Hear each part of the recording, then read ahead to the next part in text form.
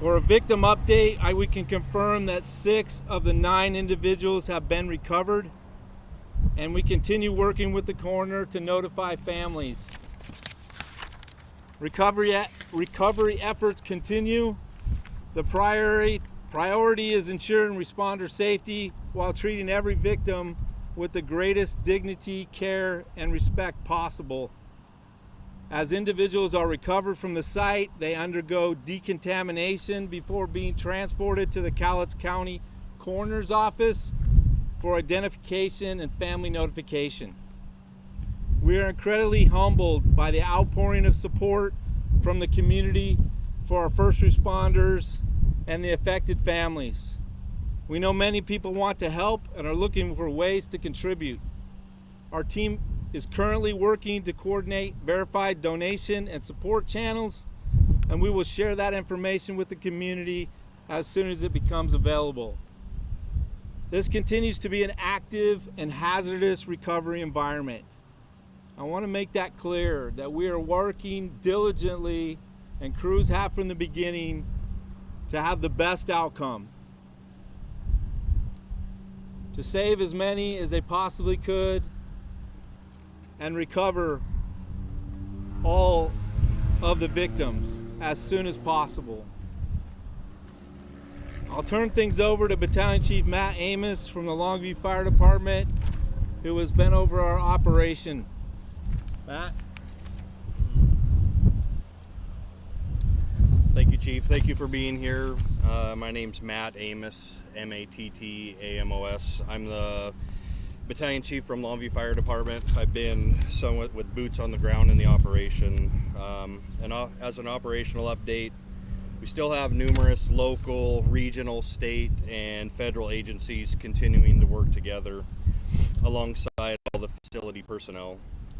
We're maintaining minimal activity around the tank. It still remains the same condition as yesterday after we flew the area with drones and did visual inspections with our engineer partners here on site. We continue to use an exclusion zone around that tank. We're actively working outside that area for recovery of our victims. We don't anticipate the tank to be a risk at this time for where we're working or for future spills.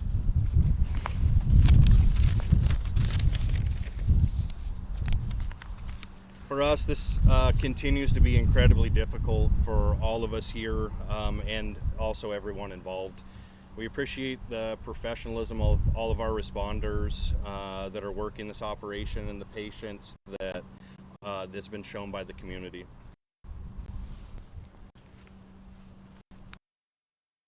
To Brooks Stanfield, he's our Emergency Protection Agency Coordinator.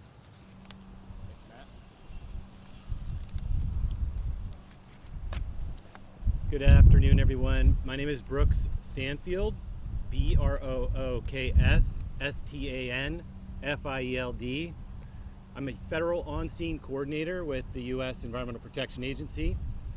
In addition to the really critical, complicated work of recovering the workers of this facility safely, this Incident Command is also focused on protecting human health and the environment. I have the privilege to represent the United States Environmental Protection Agency and work alongside of our partners at the Washington Department of Ecology, members of the Cowlitz Indian Tribe, the Yakama Nation, and several other state, federal, and local agencies, including the Coast Guard, the City of Longview, the Cowlitz Dike Improvement District, just to name a few.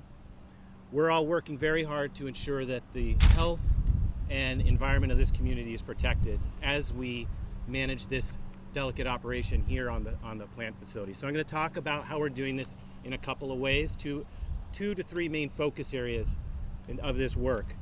So first of all, I'll start with the easy part, which is air quality. We got here on Tuesday. EPA arrived and immediately began deploying air monitors to make sure that the air, both on-site and migrating off-site, was safe for the community to breathe. The main The main contaminant we were concerned with was hydrogen sulfide, knowing what we know about this facility and the contaminants involved.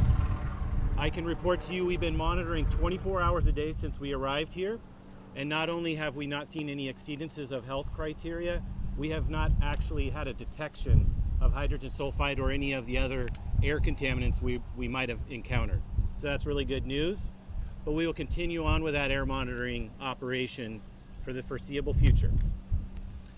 The other main human health and environmental issue that we are managing and dedicating a lot of resources toward is the result of the discharge of high pH caustic liquid from the facility through the storm drain and into the ditch on the north side of Industrial Way here, just across the street. So obviously there was a large amount of volume that was released from the tank, so in addition to fire water that entered into a storm drain, it ended up discharging into this industrial ditch, or the ditch on the north side of Industrial Way. That ditch is connected to a dike network that moves throughout the entire community of Longview. It literally runs through people's backyards. People have access to it. Dogs can swim in it. It's obviously something where there is a risk for people to come in contact with that liquid if we don't prevent them from doing so. So in the initial days, we saw elevated pH levels. That would have been Tuesday. We saw elevated pH levels in the ditch, mostly localized to the outfall near the facility, but over time we saw that pH migrating through the system. One major concern we have with this, besides the immediate health or safety of residents, is that this ditch sits on top of a sole source aquifer and a well field where the city of Longview gets its primary drinking water source from. So in consultation with the utilities here, we've been developing a plan to flush that high pH liquid away from that well field over the last couple of days. We began those operations yesterday. That strategy involves two main parts, which one is drawing fresh water from the Cowlitz River on the east side of this network and pushing the water west by diluting and flooding that and flushing that water to the west. At the same time, we are opening up 2 discharge pumps that discharge water to the Columbia River on the west side of this network. They are pulling that water to the west and discharging water to the Columbia River. Of course, so this is primarily an effort to get that water away from the drinking water wells.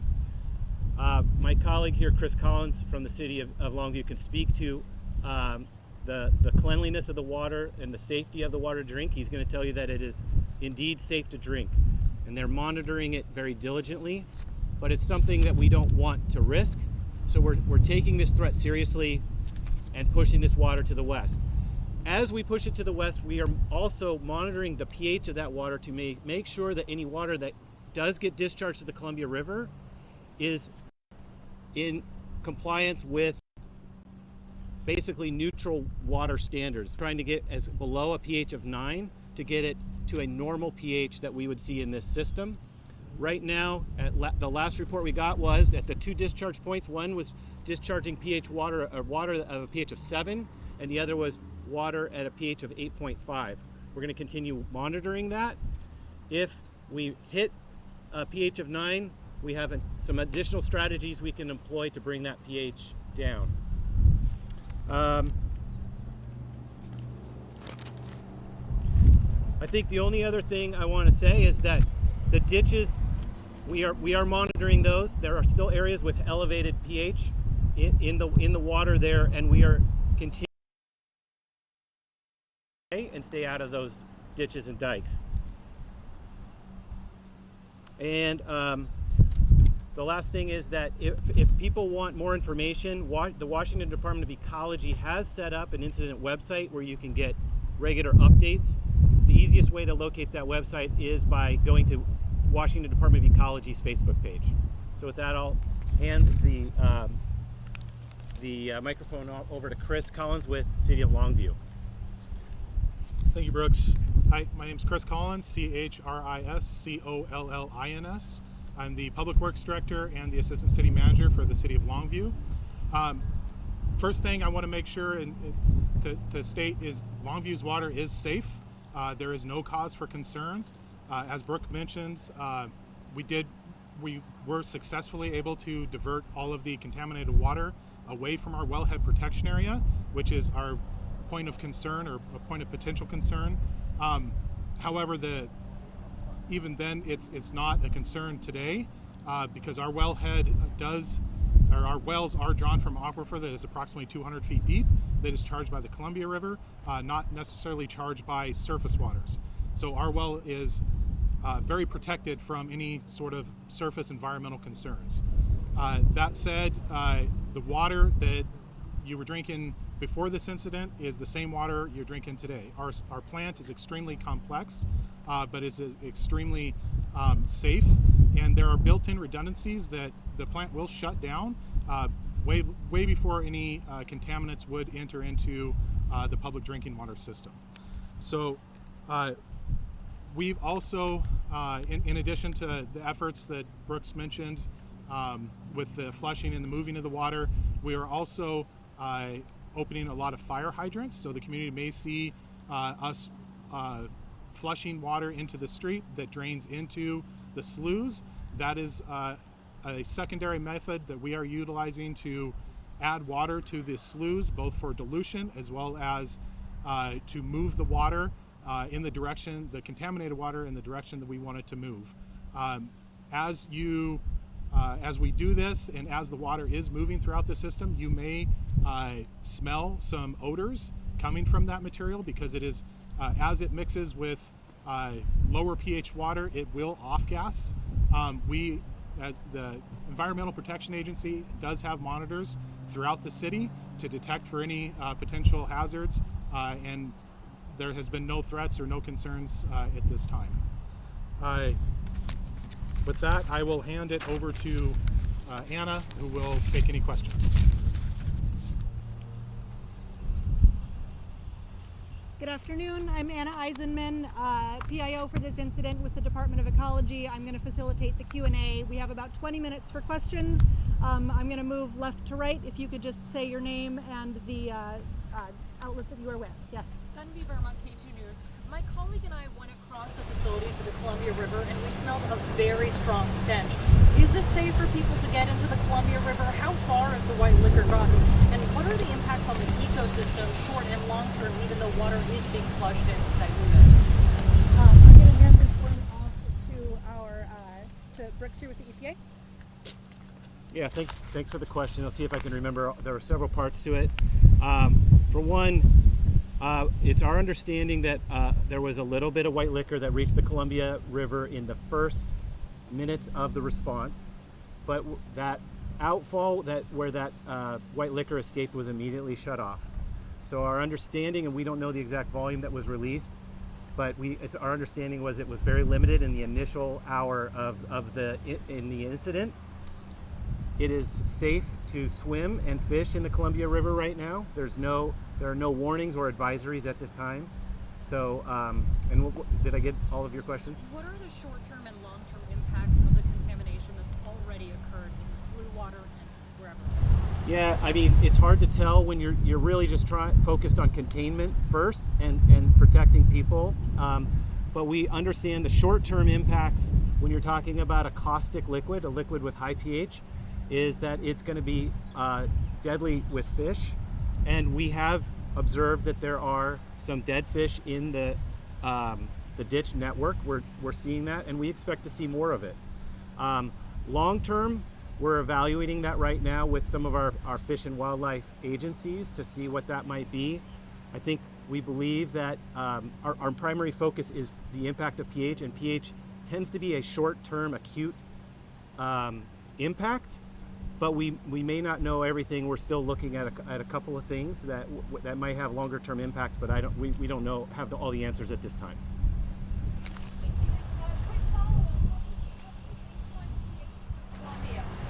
What is the baseline pH for the Columbia? About 7? It's about 7. Thank you. I thought it was 7. John Capel, ABC News. You've talked about recovering 6 bodies. What's the process, the difficulties, and the likelihood of recovering the other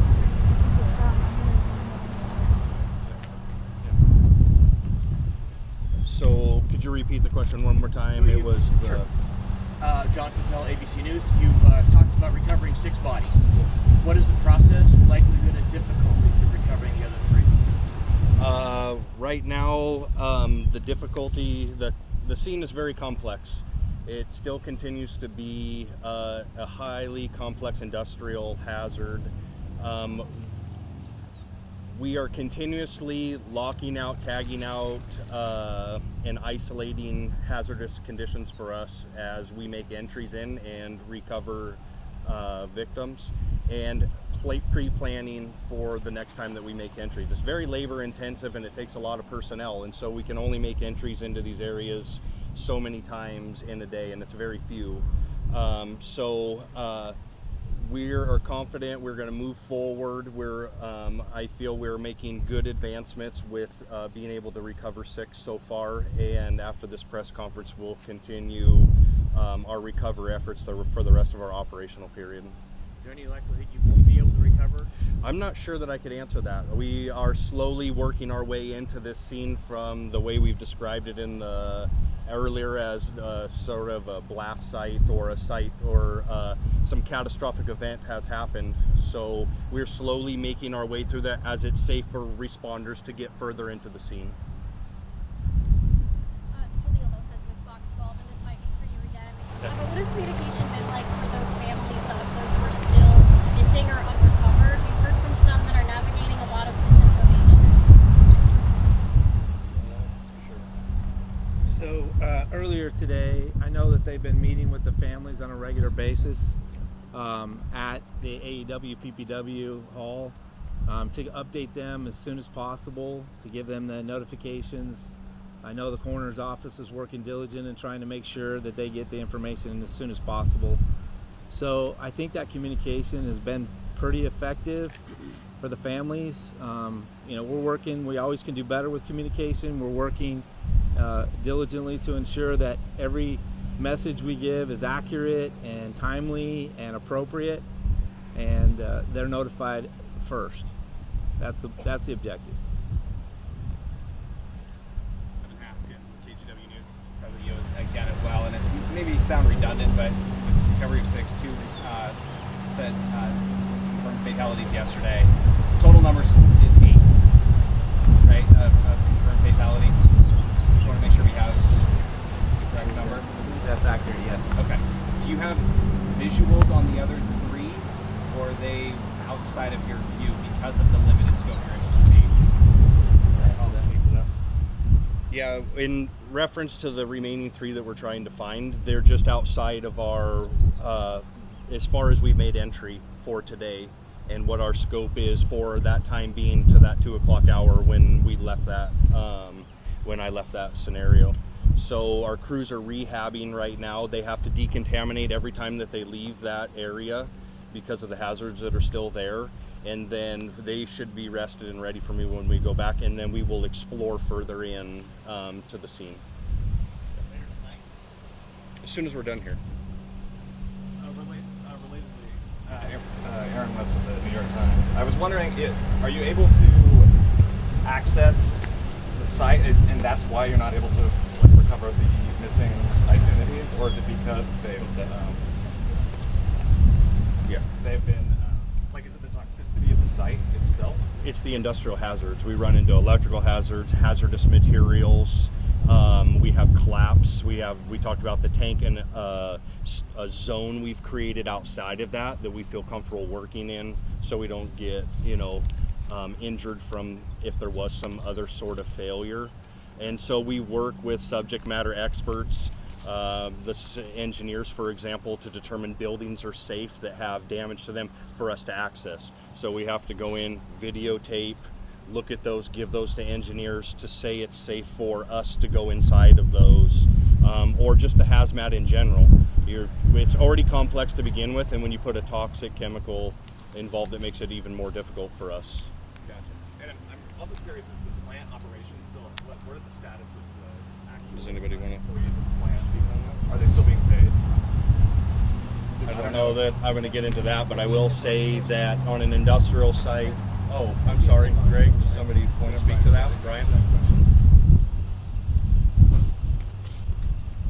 Again, Brian Wood, Director of Support Services, Nippon Dynawave. I think I heard the question, but could you repeat it, please? Sure. I was wondering what the status of the plant operations are, as they are currently, and if workers are still there and being paid, or if it's completely shut down, and kind of what that looks like. So after the event, we really shut down the pulp mill. Did that in a way that allows it to be safely shut down. We are currently operating some critical infrastructure, including the effluent treatment system, with a minimum staffing.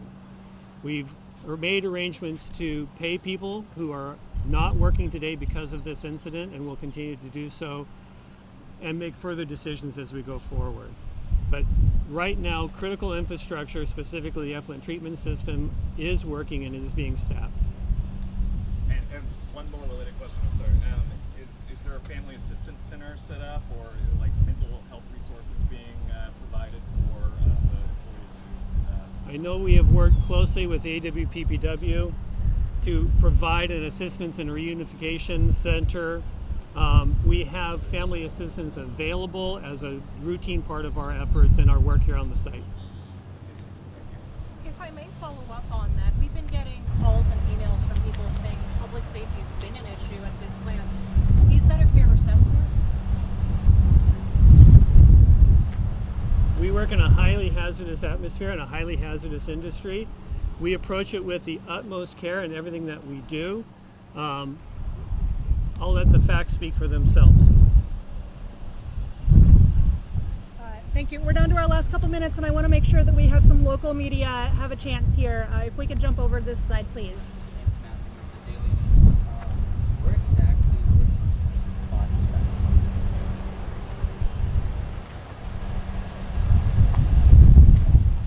Yeah. I mean, the question was where exactly were the 6 bodies found, and the 6 bodies were found in the workers' area. As we talked before, this was at a shift change. And so it was an area for where they would congregate in the mornings before they would go where they would assemble, find out their assignments, and go to their workplace. And so that's where they are. Yeah. Curious if you can give us some insights into how many people are on well water here for one, and then what you would say to people who live along the city's network there, where that water used to be some elevated pH levels, who may be concerned that this was even anywhere near their house in the first place. Thank you. I'm going to have Anna speak.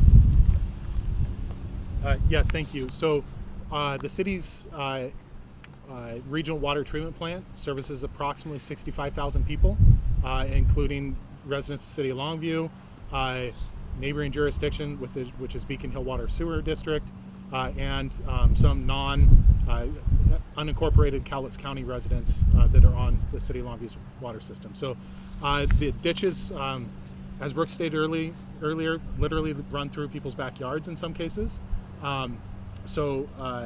I don't know the exact number of households that are adjacent to those ditches, but it is a fairly large number. And so what would you say to people who live in those homes who had this come through? Keep away from the water. Don't let your pets swim in it until we give the go-ahead, which we hope to do soon. And you may smell some odors that smell like rotten eggs, which is off-gassing or a potential off-gassing of the material. Or were they notified that this was even behind or near their homes? As much as we can through all of the media outlets, through the incident command, yes. If someone accidentally falls into one of these creeks, what should they do?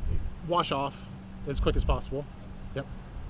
There's no risk of them getting chemical burns. I would wash off and then seek medical attention just to be safe.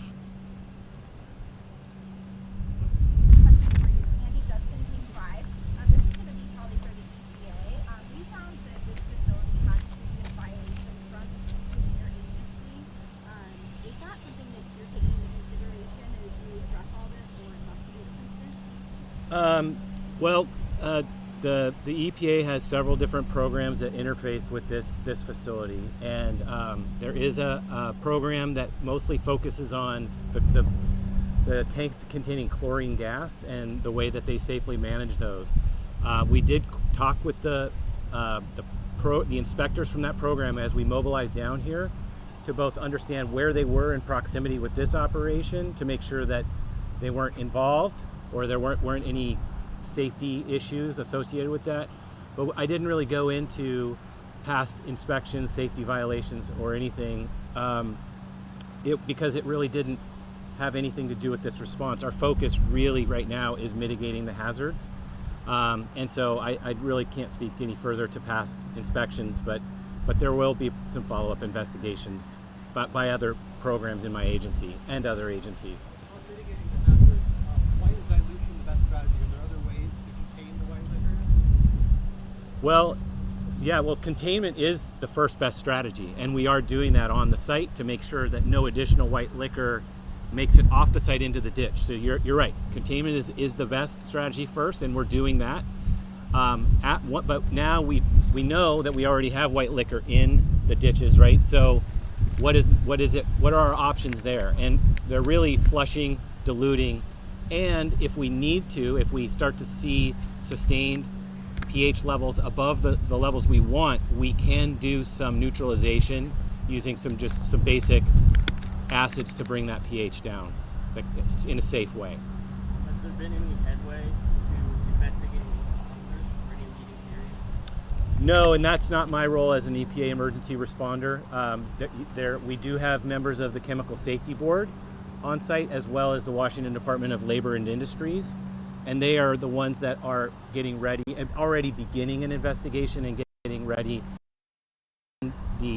The interior part of this plant is safe for them to enter and begin their investigation. We have time for one or two more questions. Should we be expecting more updates in the coming days? Are you going to do this again tomorrow? Yes, the current plan, we will be releasing an additional press release tonight around 5:30. There will also be another press conference tomorrow. The time of that will be determined at a later time, but we'll send a media alert out when that's scheduled. What's the status of the people who are hospitalized? Any of their tests? All right, you've been listening to a live news conference from officials in Longview updating the aftermath of that chemical tank blast at the Nippon Dynawave plant on Tuesday morning, so about 55 hours in here. You heard a lot about environmental concerns and monitoring air and water quality. What I want to bring it back to and focus on here is the victims in this tragedy, right?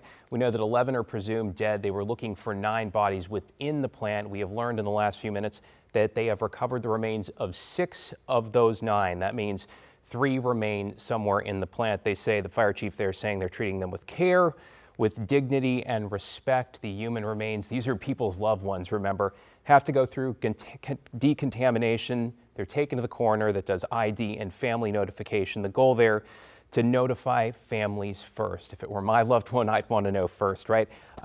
Matt Amos with Longview Fire describing this process as incredibly difficult given what you see with the scale of the destruction there. He talks about how the scene is complex. They're going to be going this afternoon and evening, working in essentially a break room of sorts, or an area where workers would gather when they start their shift. He talks about electrical hazards, hazmat situations, claps, pieces of metal down, saying that they will do this as long as it takes, declining to answer a question if they think they will not be able to recover those. Reading between the lines, it sounds like they are on the right track and optimistic they can bring all of those remains home and return them to their family members. In terms of environment, officials being clear, air quality monitoring, no issue. The water system for Longview, no issue. They continue to flush the ditches and dikes with that white liquor chemical, that alkaline chemical, to get that down to a safe pH level and into the Columbia, the safest place for it to be